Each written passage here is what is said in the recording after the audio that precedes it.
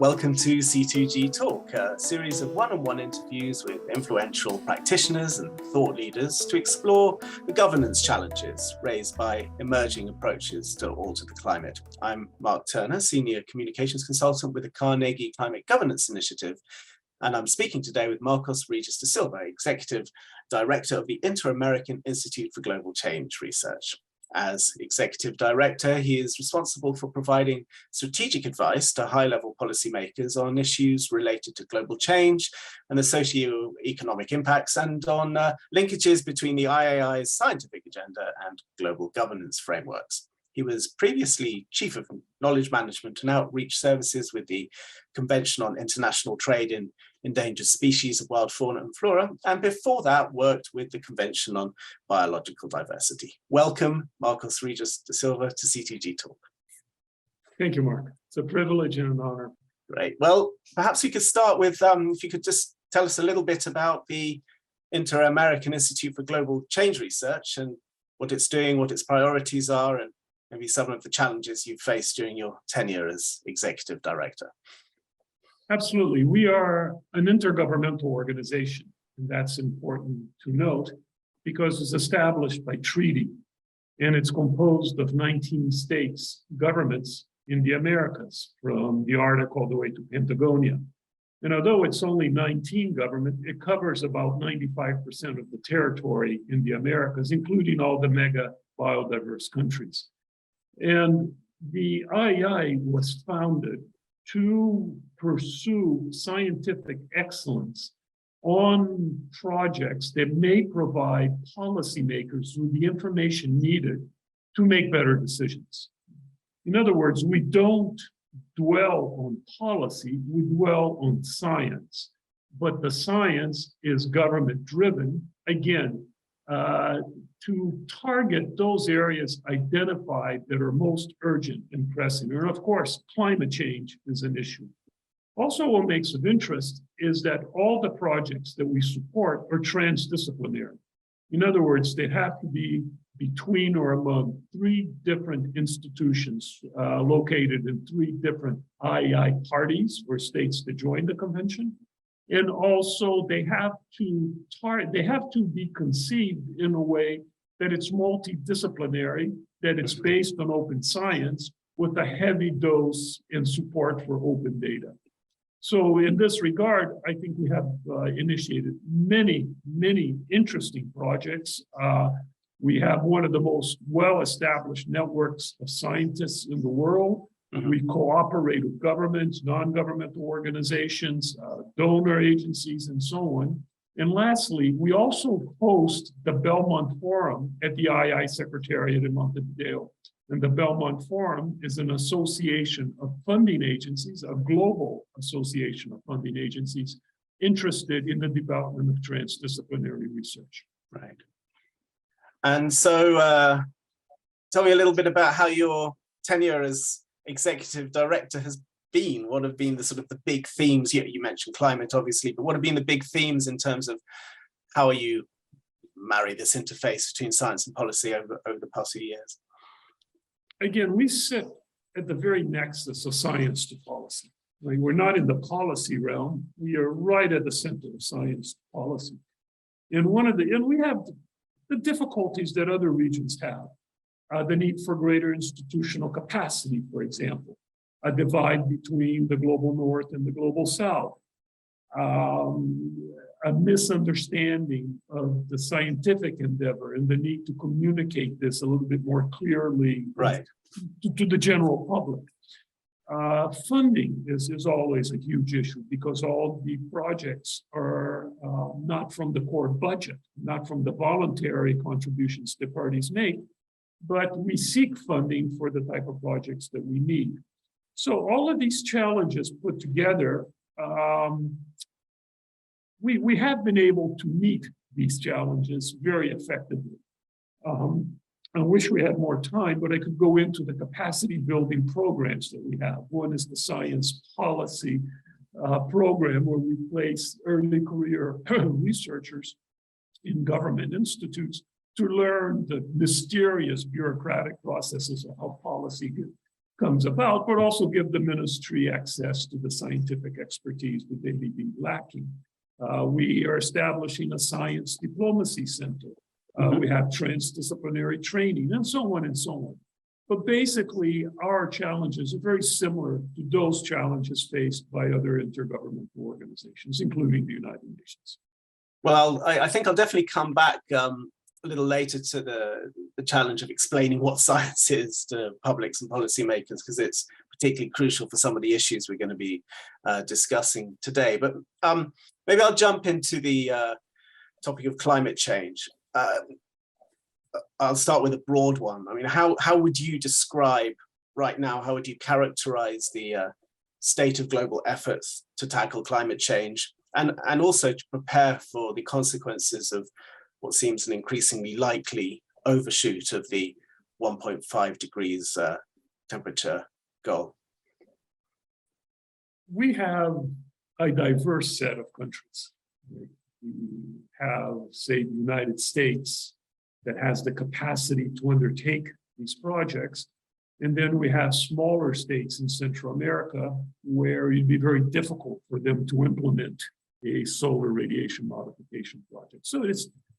But there is a concern throughout our region regarding this, primarily because a number of decisions have been made regarding SRM. We'll say SRM for short, for solar radiation modification.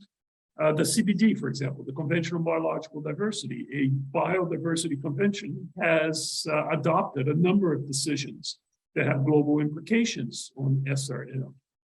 I think the Intergovernmental Panel on Climate Change has done just outstanding work. So UNEP has discussed this into their Environment Assembly. So the countries of the region that lack the capacity, that haven't really thought about this, requested the IAI to more or less examine what this is and provide information on what this means, right? What are the critical issues in Latin America right now regarding climate change? Well, it's the fear that we'll not remain at 1.5, that we're going to go way above. Now, given that most, so many cities are coastal cities in Latin America is a breadbasket. If you look at the impact that the Ukraine is having on the world food supply, imagine if the southern cone of Latin America is unable to produce as much as it does. So all of these issues come to the fore. And SRM was one of the issues that we decided to provide our parties with the information to be able to make more effective decisions when this is under discussion in international fora. So I'd love to, I'll certainly ask a couple of questions about the details of that conference in a minute. I just wondered if we could just first though step back a little bit and just kind of cite ourselves in terms of the context. You mentioned the 1.5 overshoot, and also, we see increasing concern about tipping points. We see, ongoing challenge to get the world to respond, at the right speed and extent needed on mitigation and so forth. So I just wonder if you could, and we'll looking forward to discussing SRM within that context in a second, but just what is this moment we're living through on climate? Is it a moment of profound risk? Perhaps you could characterize it. This issue, I think, is very clear because the Intergovernmental Panel on Climate Change, IPCC, in its latest report, has put things in context. We are facing an existential crisis. It's no longer something, well, maybe we should look at this or not. Action has to be taken today. The IPCC has made that completely clear. And I applaud IPCC for its report, for the quality of the studies. I think the Intergovernmental Panel on Climate Change has done just absolutely tremendous work. And many of our scientists are authors of the IPCC. So again, how does a region articulate a vision to be able to tackle this existential crisis as a community of states? Because And also there's a number of issues that come to the fore because 5 countries are responsible, 4 countries are responsible for 50% of all emissions. 10 countries are responsible for 75% of all emissions. Most countries in Latin America, if they reached 0 emissions, you'd make no difference whatsoever. And actually, if all of Latin America and the Caribbean reached 0 emissions, we'd still be facing an existential crisis. So the issue then for the Latin countries becomes mitigation and adaptation. Right? How can we mitigate the effects of going above 1.5, and how do we adapt to this very existential crisis? And beyond 1.5, what kind of risks do we start to see, increasing? I mean, there'll obviously be a general increase of risk, but there may also be questions of tipping points, questions of both physical and potentially social. Do you see kind of moments coming up in the march upwards with every 1/10 of a degree, which almost lines in the sand over which we should not cross, cannot cross? Well, in South America, in the Southern Cone, there is tremendous preoccupation with food security and water security, because this region has been undergoing various cycles of drought. And the economies of many of the countries here are based on agriculture. So you not only will have a very serious economic impact, but you also have a very serious economic impact on the global food supply. And a lot of people seem to forget this, and I think Ukraine is possibly the best example of how just one country can impact the whole world on its food supply. Right? But imagine the Southern Cone, imagine Argentina, which is one of the richest agricultural, Brazil, one of the richest agricultural regions in the world. Second, it's sea rise is a tremendous preoccupation because many of the coastal cities, and very little has been done in terms of planning what happens. And then we have the small island states in the Caribbean, which are really at the forefront of climate change. And they face the consequences now. And it's not more, but the intensity of hurricanes, for example, sea rise, food security. And lastly, social-wise, we already see this. Part of the migrations from Central America to North America are obviously caused by climate. And how do we deal with this socially? What are the solutions to it? How do we deal in a humane and effective way with large-scale human migrations due to climate? So all of these things have come to the fore. So as you mentioned, obviously emissions reduction, also including removals of carbon adaptation are the priorities. But as the issue raised earlier, scientists are also exploring whether risks could be reduced by the potential use of solar radiation modification, or SRM for short. And that's the idea that a portion of incoming sunlight could be reflected in order to lower the global temperature. But it's a controversial idea and not enough is known about it, and it could bring new risks of its own. So in August, as you mentioned, you organized a conference for the Americas hosted by the government of Jamaica on the science and governance of solar radiation modification. So what was the reason you hosted this meeting, and what were its biggest priorities? My organization, the IAI, is implementing an emerging issues program where we bring awareness to the governments of the Americas on very important new issues. Synthetic biology, for example, would be of great interest to Latin America and the Caribbean. So the reason for the meeting was to provide policymakers of the Americas with an understanding of what constitutes SRM, why they should be concerned with it, what is the state of governance, and to provide them with scientific information so that they're able to bring this back to their ministries and provide a briefing to their ministers, and also give our states a better understanding of the issues when this comes up in international forum.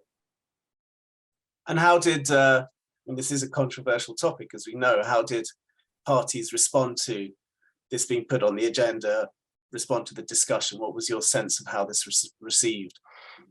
I think what's important to understand is that the IAI does not dwell in policy. So we made no recommendations whatsoever in SRM. The objective of the meeting was information. This is happening, this is being discussed, Right. This is the science, this is the governance, and these are the issues.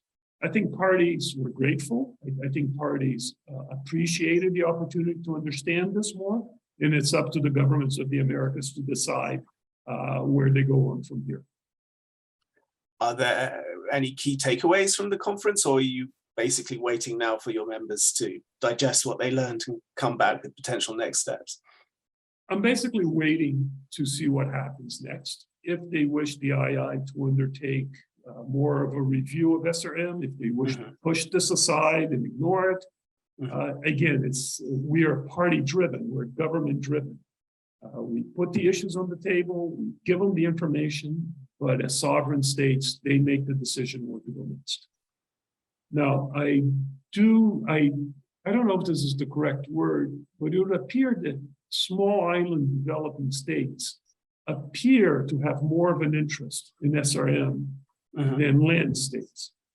And now this is just, what can I say? I have no data to back this up. But it's just a feeling. But perhaps because small island states are really on the forefront of climate change. And when push comes to shove, when their societies are at danger, then I think they may search for other solutions. Interesting. So given its global impact, SRM would, and you've mentioned this, certainly require international governance, and that so involve learning and research issues, as well as any eventual decisions about whether or not to deploy and how or under what circumstances. What would you see, on the basis of what you learned in the conference and your general learning, as the main governance challenges facing SRM right now?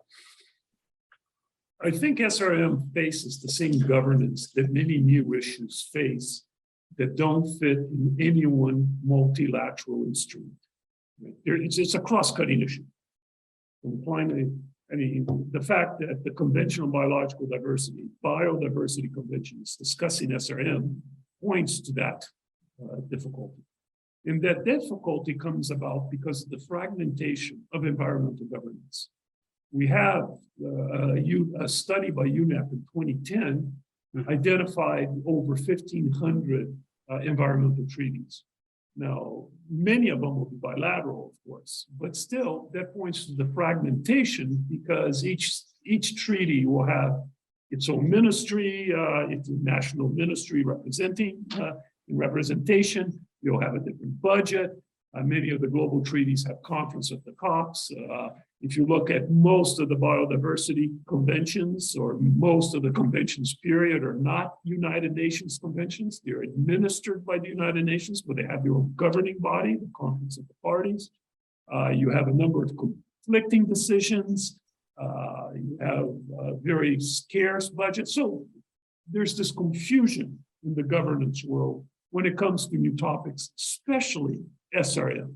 Right. And part of the meeting, part of the purpose, the objective of the meeting, is to lay out where the governance is going, what the discussion under the different governance bodies have been made. And perhaps this is an opportune moment for governments to discuss among themselves what would be the best existing instrument, or even if a new instrument would be more appropriate. And I guess, as usual, that's not something that you have a view on, that you would present or recommend to your member states, or is there, or perhaps is there some sort of sense in which you could offer options? Here are different ways in which we might approach this. I'd just be very interested in your thoughts of what might be the most appropriate places to hold these discussions, both regional fora, international fora. What we do, Mark, is that we present the challenges. In my opinion, working for governments, I think we have environmental governance fragmentation. And the issue of SRM is going to continue to be discussed. And it's up to the governments to decide the most appropriate mechanisms to use to make use of those discussions. Now, I think it would be highly inappropriate for me to recommend an instrument, to recommend a new instrument, but I do think it falls within my mandate and responsibility to raise these issues with governments and suggest that it may be an opportune moment to discuss the challenges that we have towards, with a view to perhaps develop more effective public policies regarding this.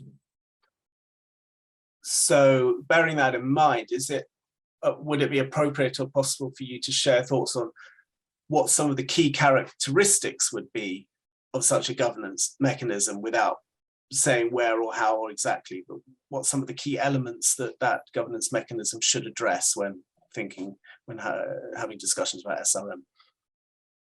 Well, first of all, the number of parties to that instrument, to that multilateral treaty. The Convention on Biological Diversity, of course, has almost universal membership, but the US has not ratified, has not acceded to the convention. And the US, of course, has great capacity should they make a decision to invest in SRM. IPCC is not, it's an assessment mechanism. It gives the information to parties. It doesn't make decisions. Like the parties, the governments participating in IPCC do not make, the reports go to a conference of the parties for the decisions to be made. Again, it's a difficult question because this goes very much at the national level and then to the regional level to the international level. What the IAI tries to do is provide some coherence to the topic, to have an understanding of the science behind the topic, present this to governments, and then allow governments to develop policies they so urgently need. In terms of the science and the sources of information about SRM,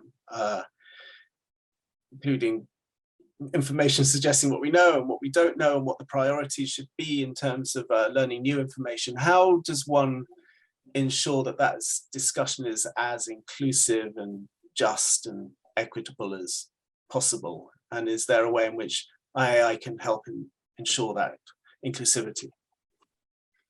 Thank you, Mark. I think the meeting that we had in Jamaica is a first step, because we had some of the most outstanding scientists involved in researching this, plus policymakers that may have an interest in knowing more about it. And given that we span the Americas, we had parties with very high institutional capacity to be able to invest in SRM if they so choose, and parties that simply could not do a large-scale project. So I think this is very important. They could meet with it. They not only met with the scientists during the meeting, being able to ask questions directly, but also in the corridors, during dinner, at the hotel and so on, in informal meetings. And you know that these informal meetings are sometimes far more valuable than the formal meetings. So I think this is a first step. Now, depending on what the feedback that the IAI receives from its governments, we will push for more meetings, more information, more in-depth explanations of this. We'll try to have parties that have an interest in developing this, to discuss what they're doing, and so on. Now, in this context, in international governance, there are three issues that come to the fore. And I think this needs attention at discussions related to SRM. It's liability, redress, and enforcement. And how does an instrument, a multilateral treaty that is dealing with SRM, what are the mechanisms available for enforcement, liability, and redress? Right. Interesting. We talked a little bit before about the interface between science and policy and how publics would understand science. One of the challenges of communicating around SRM and other issues, of course, but definitely comes to the fore with SRM is communicating risk of one course of action against the risk of not taking that course of action, risks both known and unknown. It can be very difficult for people to balance this. They'll tend to focus, oh, that's risky, but then find it difficult to measure that against, but not doing that also has risks. So I just love your thoughts in doing this for some years. How do you actually go about explaining to people there's risks on both sides of the ledger, and how do you go about helping people balance and evaluate those different risks? The risk approach is really the best one to take with SRM, because suppose we reach 3 degrees. Suppose we go above 3 degrees. I mean, let's think of a worst case. And in systems, we always try to think of the worst case scenario so that you're prepared for it. I think the one message that we have to bring about to the public, to SRM, is that it's not a solution. Emissions have to be lowered. We have to keep the temperature of 1.5. That all SRM offers is a small amount of space for governments to be able to take action to lower their emissions, to do whatever they have to keep us at 1.5 or below. It's not a solution.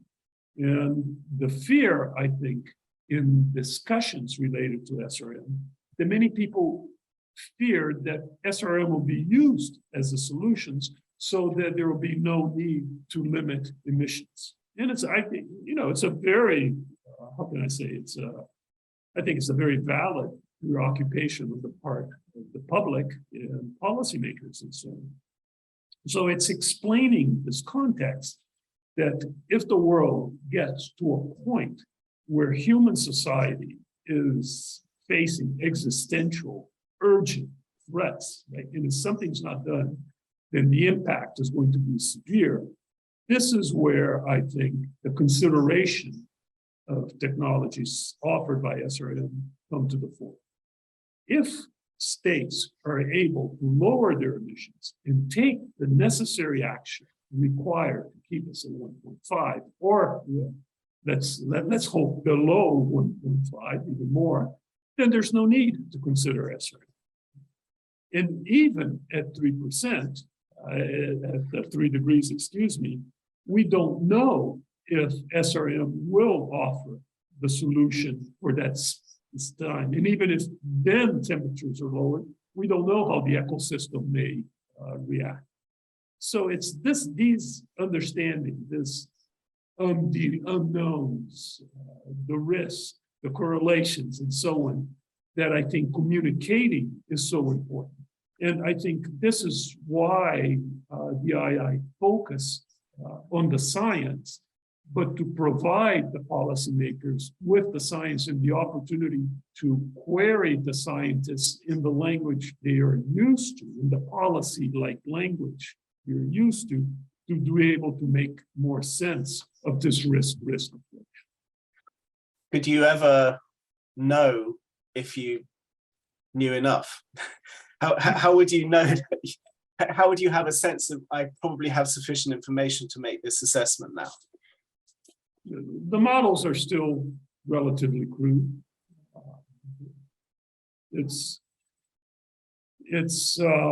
No, we don't have enough information to be able to say with a high degree of correlation what the final result will be. Right. What we can say is that we are facing an existential threat, that if the policies are not implemented very quickly to keep us at 1.5, then the impact will be severe. And we will need solutions to the challenges that we'll be facing under that scenario. So one of the characteristics of science policy and use of science in public debates recently has been the rise of misinformation, deliberate misinformation propagated through various online tools, the infodemic, I think as it was called during the by the World Health Organization. How have you come across that in your work? How have you, found ways to counter that spread of deliberate misinformation, which might lead people to take decisions on the basis of deliberately wrong facts and figures and information? Mark, I think this issue is under discussion at every single scientific organization. It is a huge problem. And also the whole issue of science communication. How do we communicate exactly things, a risk approach where we don't have all the information, where things are gray, they're not yes and no. Well, maybe it depends. Well, correlation is not cause and effect. The power.